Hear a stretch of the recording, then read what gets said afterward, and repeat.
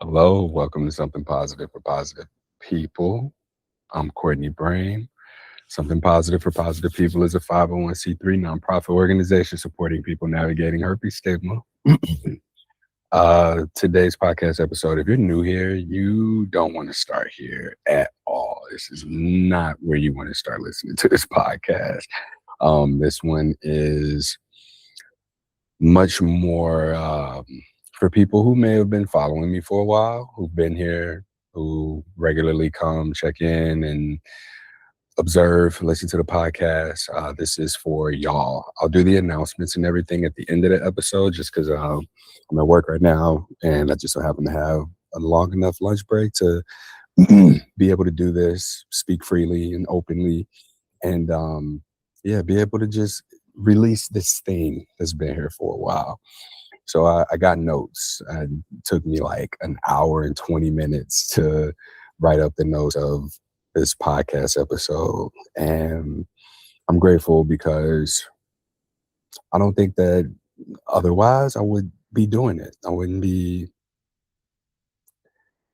as confident as I am saying the things that I'm about to say and using it as a teaching tool that hopefully applies to anyone who does decide to listen. So here we go.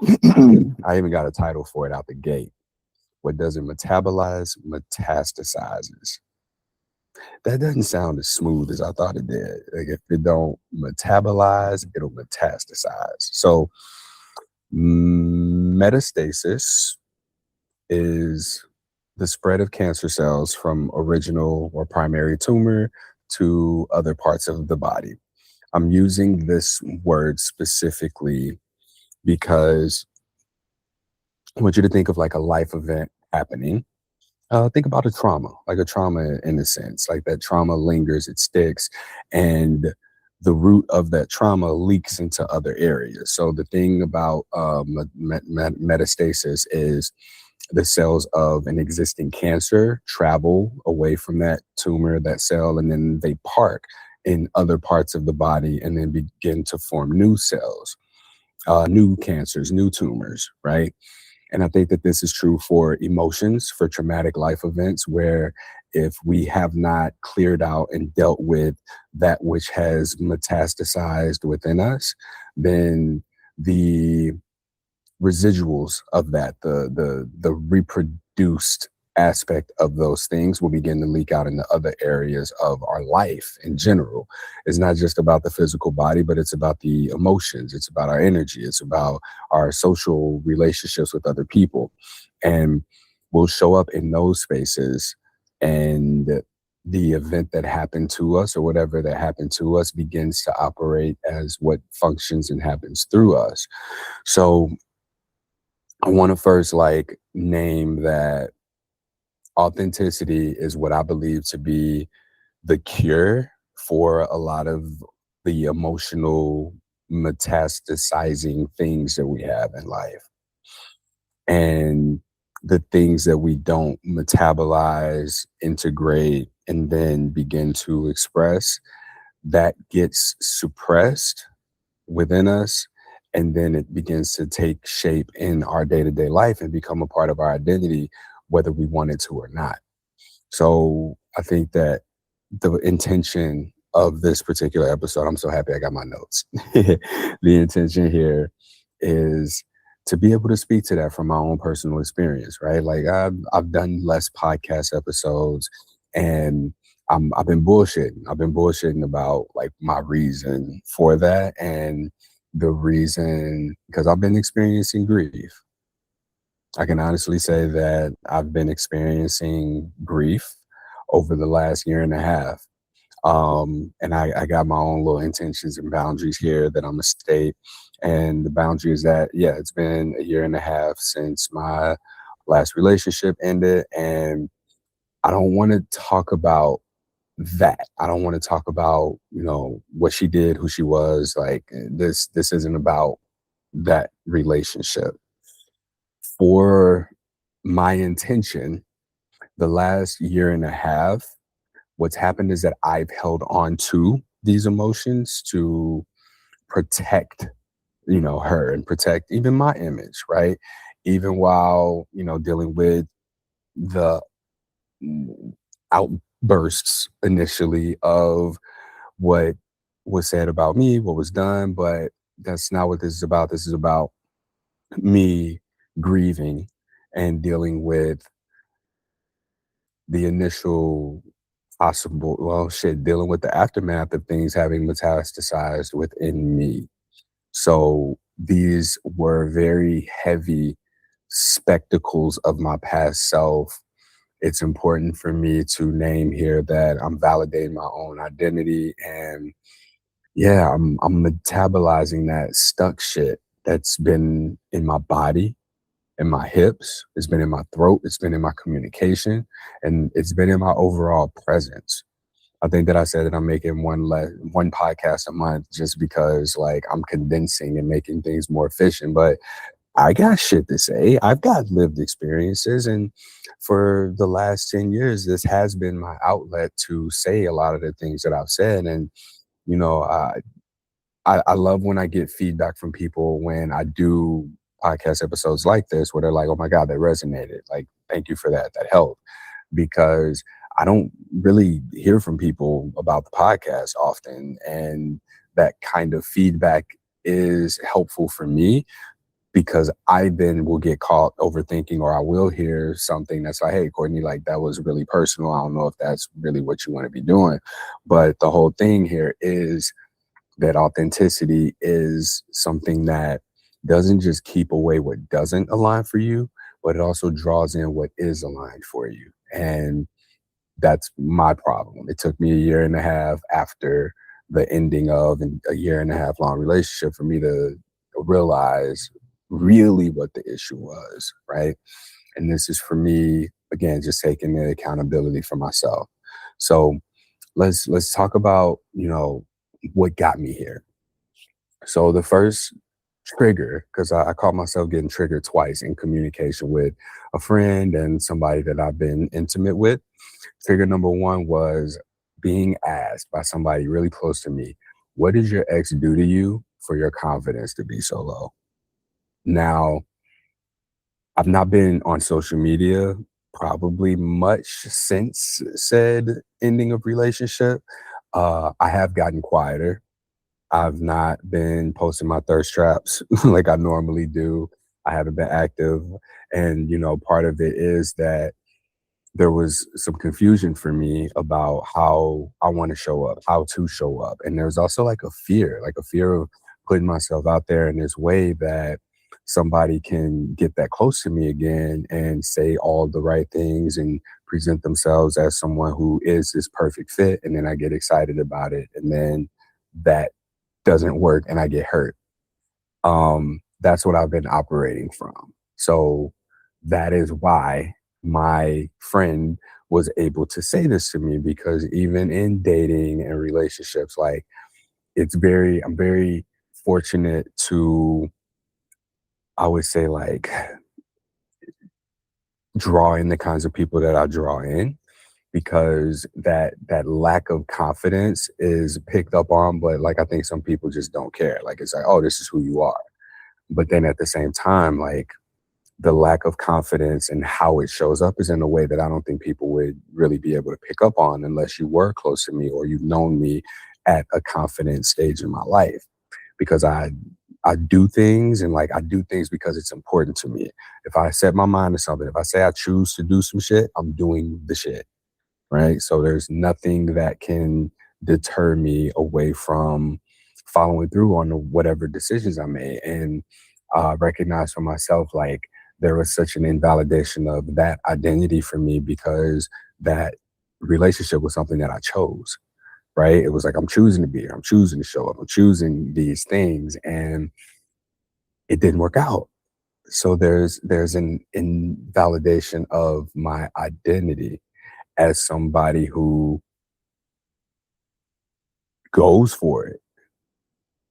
And I've not been going for it in my intimate life. Let's say that. Like, career is going great. I'm making money. I'm doing the things that I'm passionate about. I'm able to continue to maintain consistency here with something positive for positive people in a sustainable way. I think that there were 450 something support calls that were signed up for. Not everybody showed up this first half of the year, and um, things are good. Things are good, but they can be more aligned for me.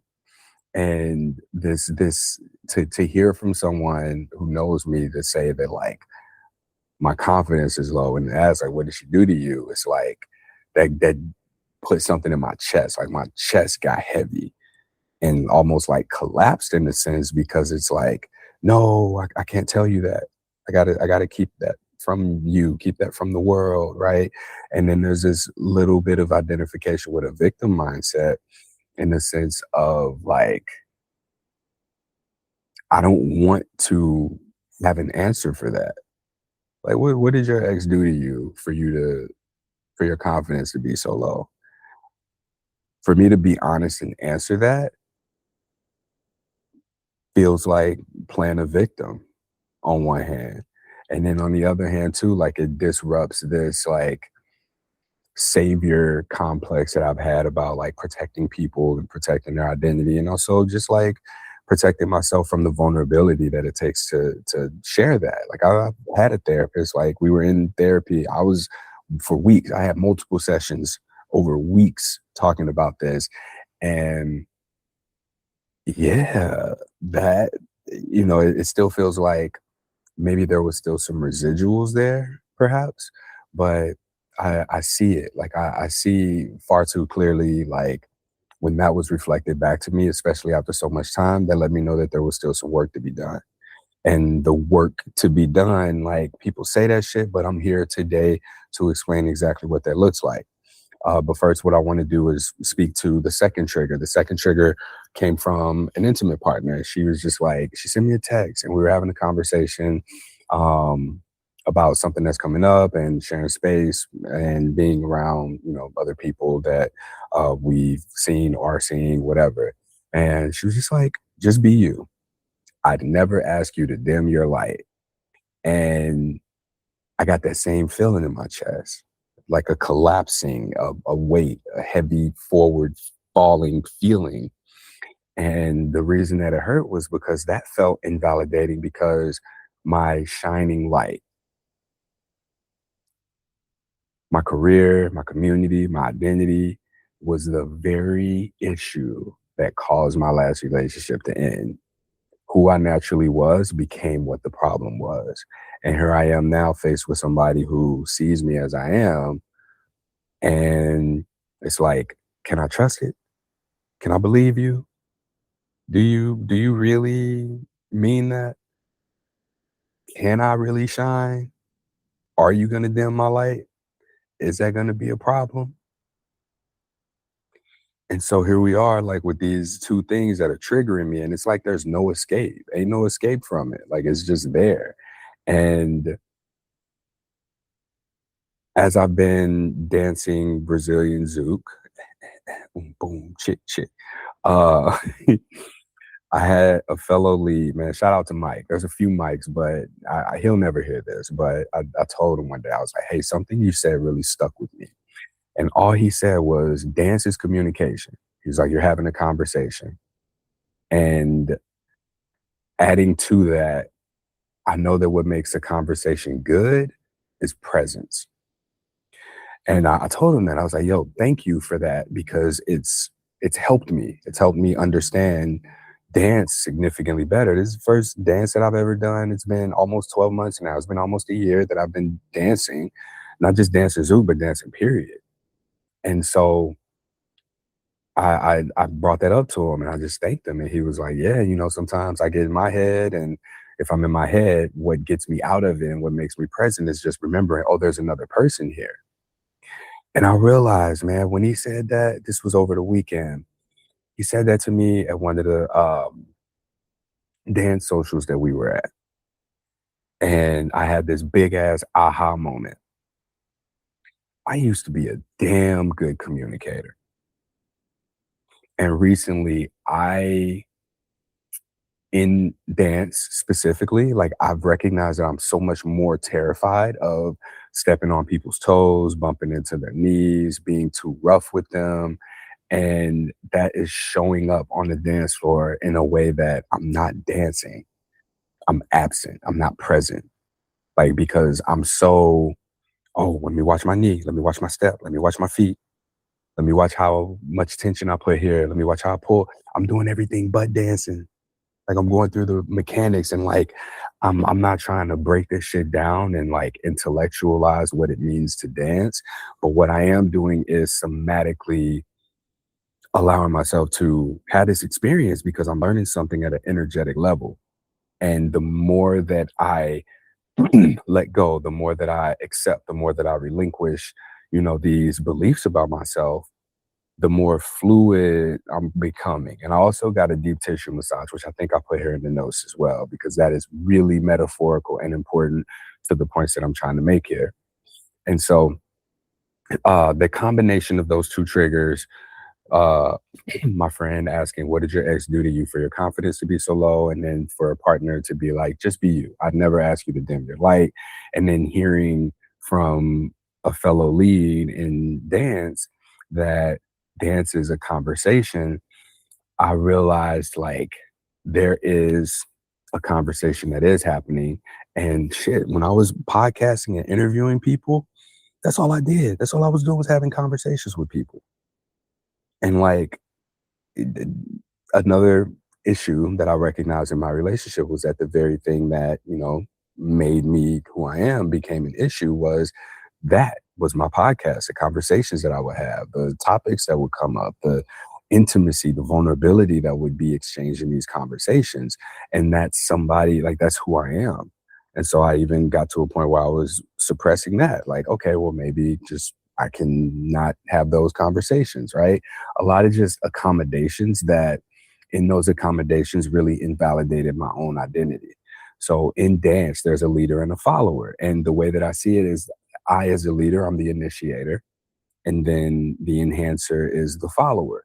A good dance is that conversation. If I, the initiator, the lead, am unclear, or if I'm like hiding, my power, if I'm dimming my light, then the enhancer can't add anything because there's something off about it. If I'm not present in the conversation, it's like I'm just fucking saying words. And if I'm just saying words, they have to guess like what is the sentence that I'm trying to say. So if I'm leading a bonus, if I'm leading a lateral, if I'm leading a simple turn, and I'm just like in the middle of doing one thing, I'm doing something else, and I'm recognizing her response. And I'm like, oh, let me change. And it's like, it's incongruent. It's the mechanics playing out more so than the actual presence of the dance.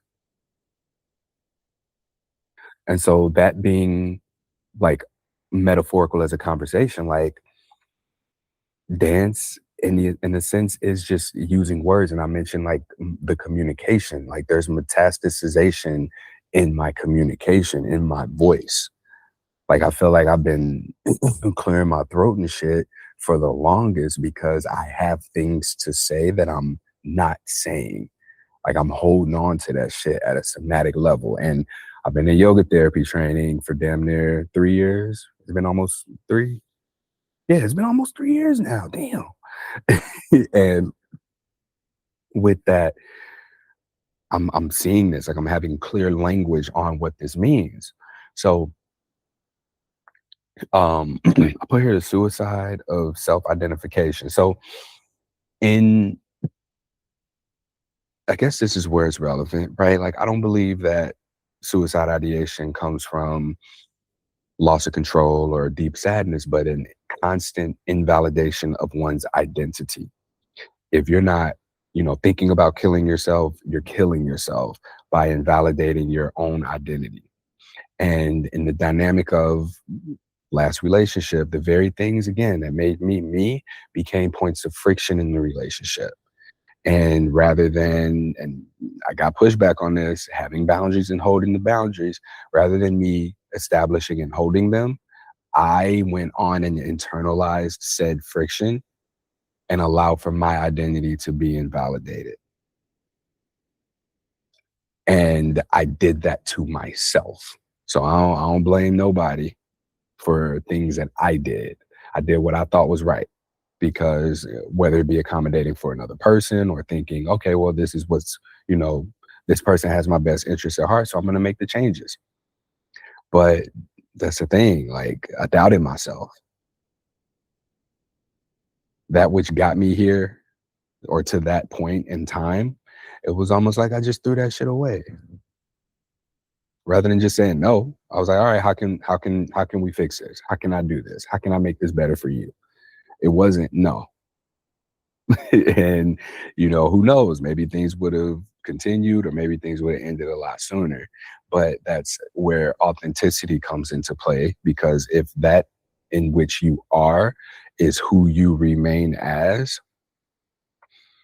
was not for you, will not make it into your bubble and stay in your bubble or your orbit, right? Think about the sun. Sun has 9 planets and then asteroids and stuff. But like, if you get too close to the sun, you burn. If you're too far away from it, you're cold. So you adjust yourself accordingly, and the sun is just there. And that's what planets have done. They've oriented themselves to the consistency of said sun. And I constantly reference David R. Hawkins. If you haven't already, you can check out the yoga tab, spfpp.org/yoga, and you'll be directed to the videos on letting go of herpes stigma using the framework of David R. Hawkins in the book, Letting Go. And in this book, there's a story that he tells about a guy who believes he cannot dance. But what's happening is, as he shows up, he's on the dance floor and he's just like, he's supported by someone. She was like, just do what I do. Just move your body. What happens is that resistance that he let go of released these trapped emotions, and he started to remember things. He started to remember that he has danced and liked to dance, and he suddenly starts just dancing. And I think about that because I listened to that book hella times, but I see myself in that particular character in the book. Like, the dancing, the ability to dance didn't leave me. It's just been buried under all this metastasized ass emotion that's coagulated because I haven't metabolized it. And the way that I metabolize things is I'm an energetic being, a storage container for energy, basically. I input, I store, I metabolize, I output. And that's the same thing that happened with me when I got herpes. I get my herpes diagnosis, that's the input.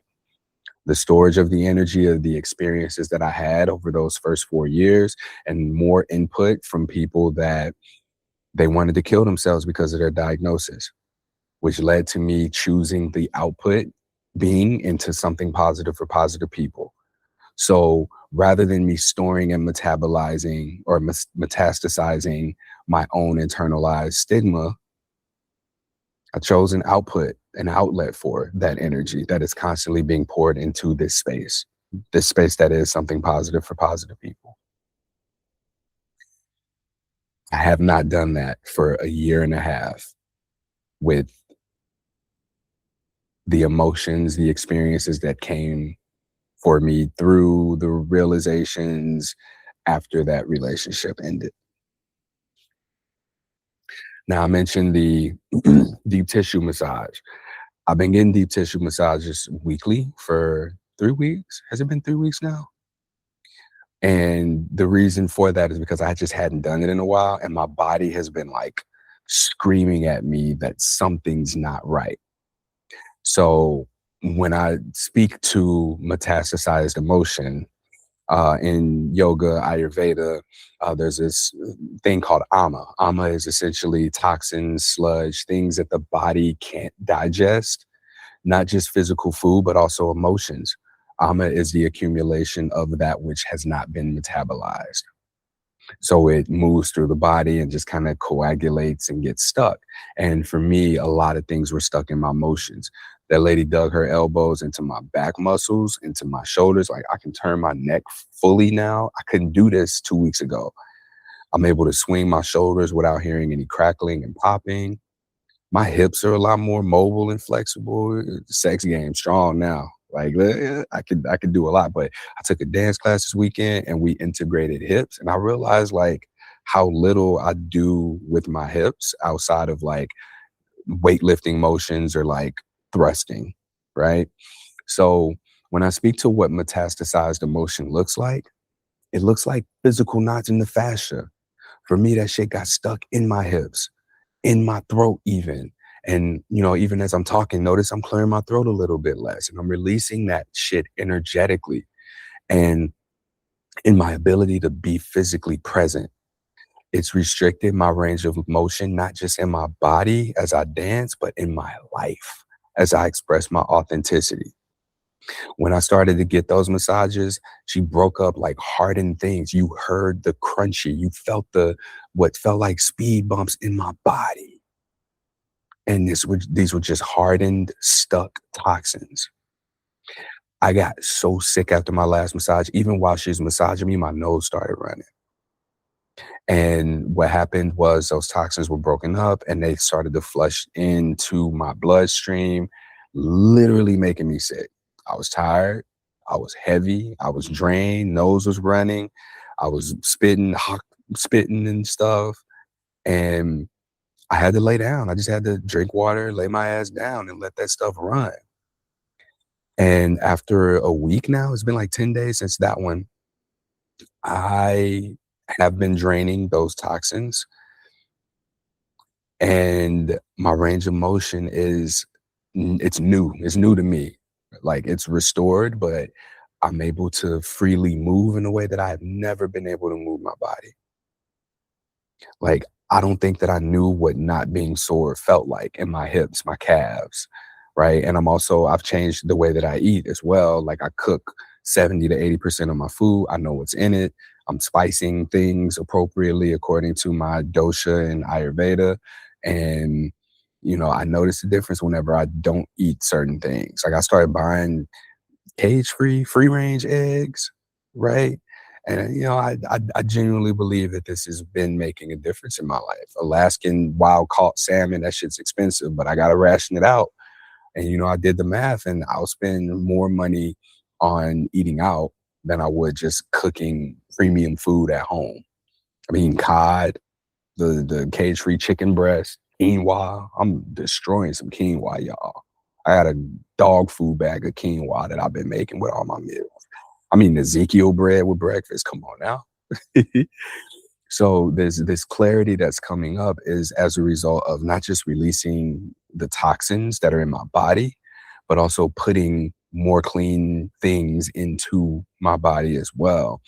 And I shit you not, the things that are being pulled into my space, the gravity, even these little realizations, I don't think that I wasn't able, my body was not able, my mind was not able, my energy was not able to have this kind of clarity 6 months ago, a year ago, a year and a half ago, 2 years ago.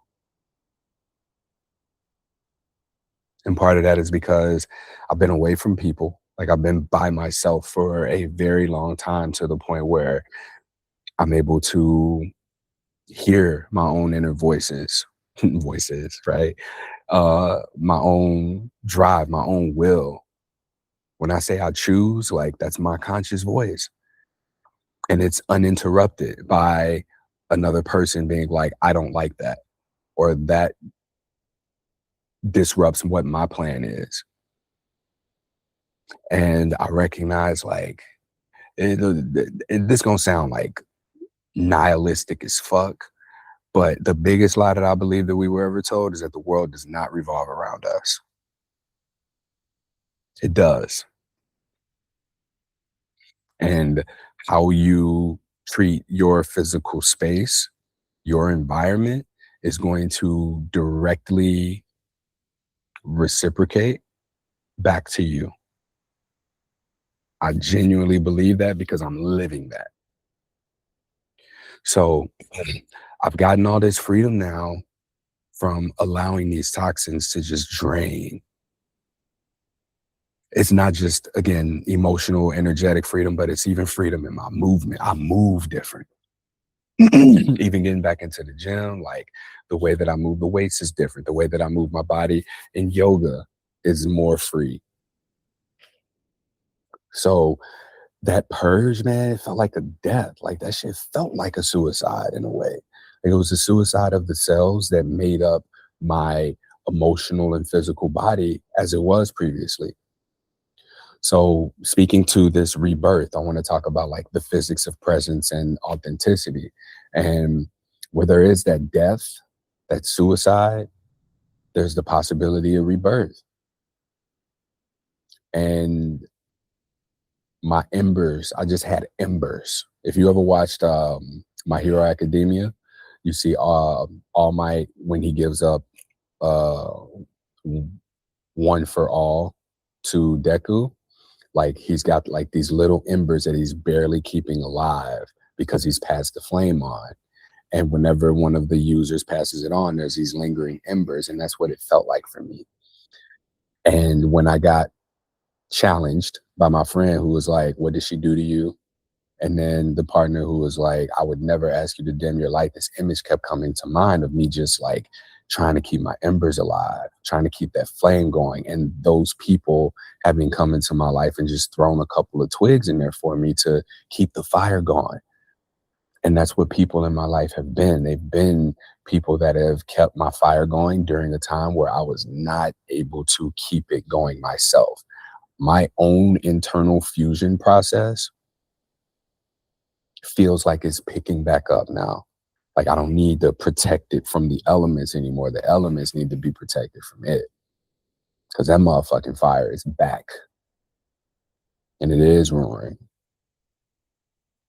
And it's not outcome dependent. It's not dependent on somebody else coming in and like keeping that fire alive. I needed that. I got that. And I'm so appreciative of it because I also didn't know that I needed it. I thought that I was good. I genuinely thought I was good.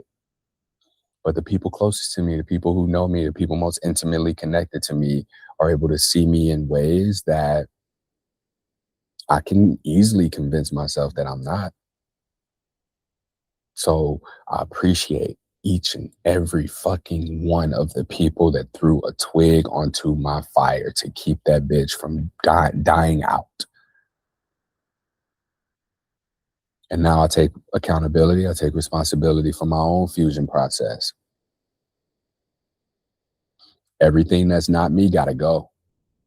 The inauthenticity, the fucking boundaries that I've, put up for myself, but that aren't really for myself, but because I felt like I'm supposed to do that, all that shit gotta go. I genuinely believe that the physics of an identity is consistency of behavior and consistency of beliefs. Consistency of behavior plus consistency of beliefs equals identity. And authenticity is consistent expression of identity. So I recognize, like, let's talk about the physics of presence, right? Like the way that I would have broken my own fusion process to where I depended on others bringing something to keep that fire going. I look at it like this. Input is anything that our senses can take in from our environment. I took in very heavy input with the ending of my relationship, right? Like slander feels like an aggressive word, but there were obviously things said about me that led to the outcomes of me no longer having a certain type of connection relationship with people. And my storage was the metastasizing of that. Like I interpreted, internalized those things. Okay, well, maybe these things are true. Maybe this is who I am. Like as an example, right, being told that I was polyamorous when I knew damn well that that didn't resonate with me.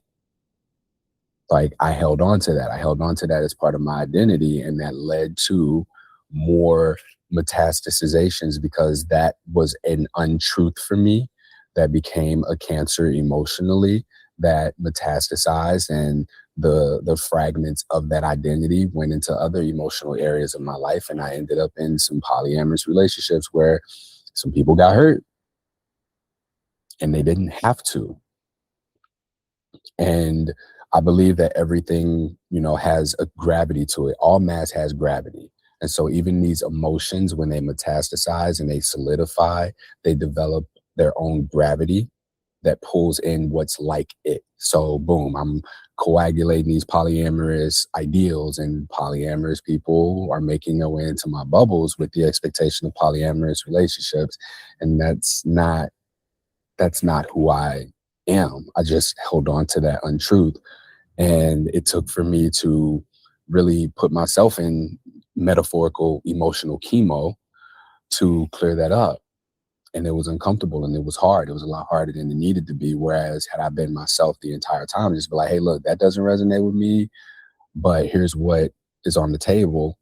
Now there can be much more transparency on the connection point of said relationship. So things do develop mass. They become a tumor of what's blocked energy. And that's what I believe is how unmetabolized emotions begin to metastasize. Our outputs are words, our actions, our proximity, our movements. And at that time, like post relationship, like I blocked my own output. I was very careful with what I said. I wasn't authentic. And I'm not saying this like I'm not gonna say anything, slander anybody or anything like that, but I recognize that, what I did wasn't talking about it in therapy. That was helpful and healing, but that wasn't how I normally process things. So I've now taken the entirety of the experience, and this is what I've come to realize for myself and about myself, and I'm making it useful. It doesn't do anybody any good to just like name call or like say, well, this person did this and create blame and shit like that. It does nothing. But what not doing those things can do is it creates this danger for ourselves, because when we hold on, that trapped mass, that trapped emotion, the trapped actions that aren't being taken, that stored energy that is not being metastasized and output, gravity is naturally attracting what aligns with its frequency. You leave that unchecked, what happens is that your identity begins to get disrupted by these toxins, the negative emotions, those traumatic experiences that you haven't metabolized, massaged, and broken up so that they can express and move and go where they need to go as output. Because then what happens is, yeah, now your identity gets blocked, your light gets dimmed. And what they do is they amplify, exaggerate, and then they draw in more of what's unaligned into our orbit. And then it can even disguise itself as part of who we are, conscious and unconscious. I didn't realize my confidence was low until somebody pointed it out to me that I trust to reflect things back to me.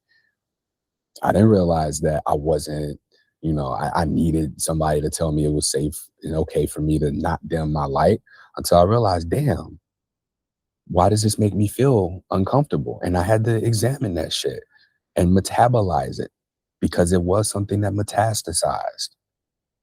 And so looking at, again, the mechanics of authenticity is just like pure expression of identity. We got to clear that environment. That's how you become authentic. And you can think about authenticity in two ways, right? There's a magnet and a shield, right? Authenticity is going to naturally welcome in and draw in exactly what is aligned with you. The shield is that it's going to naturally repel what you don't want and protect you from what's not aligned with you. And that's very synonymous to what a herpes diagnosis is and does, right? Because now, okay, because this herpes diagnosis, it's developed into an emotional tumor that's metastasized to impact our dating life, our confidence, the places that we go, the quality of partners we feel we deserve, right? That's 4 more tumors that are being fed by that trapped energy. Being here, if you're hearing this and you listening to this, you're already trying to metabolize this. You're in chemo. This is chemo for that particular emotional event. Because as you deal with the stigma, you're neutralizing its effect on the other growing cells, to where now this can be energy that is metabolized and then output for us to be able to achieve the outcomes that we want. Being able to put ourselves in environments that are conducive to our identities and who we are. My mantra, nurture my nature, it's to be aligned. is to be authentic. I'm an energetic being of consciousness who deliberately chooses what I input, store, metabolize, and output. That's me. I know who I am.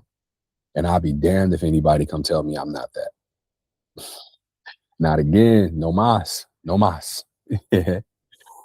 So wrapping this whole thing up, like the whole anchoring lesson here for y'all.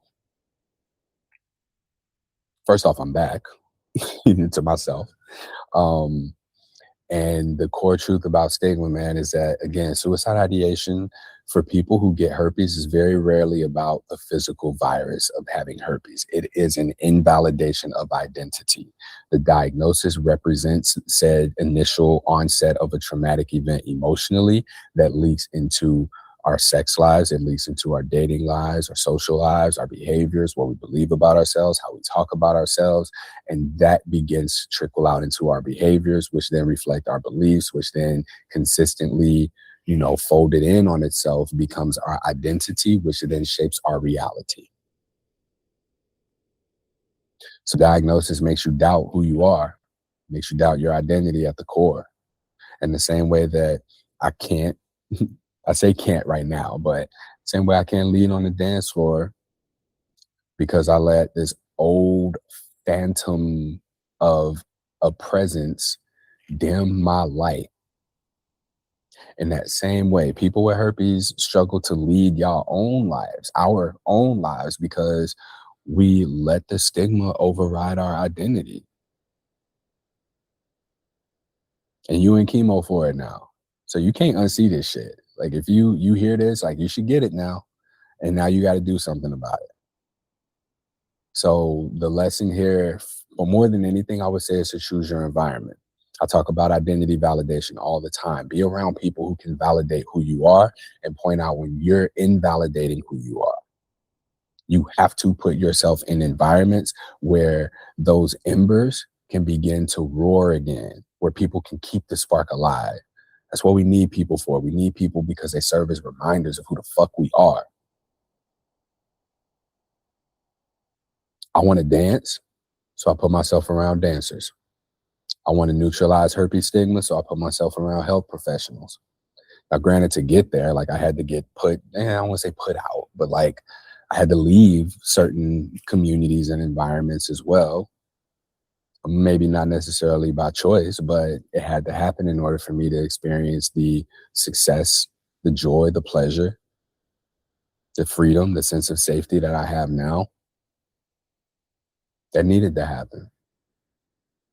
And now I'm here with the output of this metabolized information. Like, sometimes we don't need to like have a thing happen and then initially just talk about it. Had I done that, I think that might have warranted a whole lot of the way that I would have spoken about it at the time would not have been healthy. It would have not been a great example. But now the way I'm able to speak about it and have it be integrated into the wholeness of my experience, I think that this is far much more efficient. And I believe that nature rewards efficiency, right? The path of least resistance is where you're supposed to be. Maximum efficiency, minimal effort. You'll start hearing me say that more as well. Because I think that this was the most efficient way for me to metabolize that which had metastasized. So the final takeaway, if you don't metabolize your diagnosis, if you don't metabolize the death of that old identity, that shit will metastasize into you. It will become heavy. You will become anxious. You will become avoidant. And that will develop its own gravity. You'll walk onto the dance floor of what life is, and that anxiousness will attract people who want you to play small. But then when you begin to metabolize it through just straight up authenticity, what happens is that presence creates a heat barrier, just like the sun. And it'll also be protective in the form of a shield, just like the sun. And just like how the planets get into orbit and they pick up the debris and things go into those smaller planets' orbit that don't ever make it to the sun. so that that motherfucker can keep burning bright and complete its cycle in the way that it is going to complete its cycle. But authenticity naturally repels that which doesn't align and draws in that which does align. But it's also a matter of choice. Don't think that, oh, I'm gonna just be myself and you either like it or you hate it. No, you also have a choice in how you interact with the world. So choose your environments, choose authenticity. If it doesn't metabolize, it'll metastasize. That's it.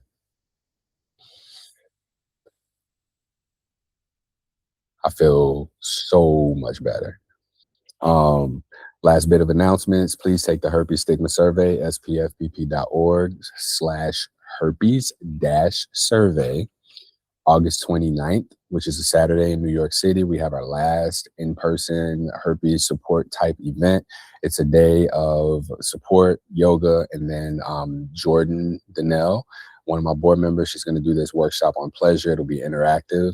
Right now, I think there's about 12 people that are signed up, which is great because it's super early. So I'm expecting that most people will probably sign up at the end of August anyway. But yeah, the first one I did, I think there were 60-ish people there. So I'm looking forward to being able to host at least that for this one. We're going out with a bang.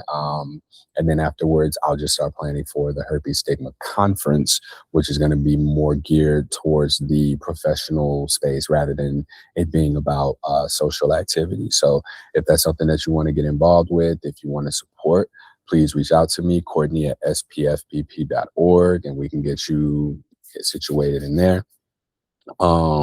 What other announcements are there? Really, I think that those were just the big two things, but I think that this podcast episode was so much more healing for me than I can put into words. So to anyone who listened, thank you. Thank you for being here. Thank you for hopefully, just getting the message in a way that I wish that someone would have been able to explain it to me. Um, and yeah, implement this, right? Like this is information that has been metabolized by me for output in a way that hopefully you can metabolize yourself. But I get it. Like we get this. It's an emotional tumor. It is an emotional metastasization, metastasis. I think that's the word. But yeah, let me give you that deep tissue. Let me get in there and break that up for you so you can process it. You're gonna grieve, you're gonna cry, you're gonna be sick a little bit, nose gonna run. You're gonna need the rest, but I bet you move through the world a little bit better. All right. Till next time, stay present.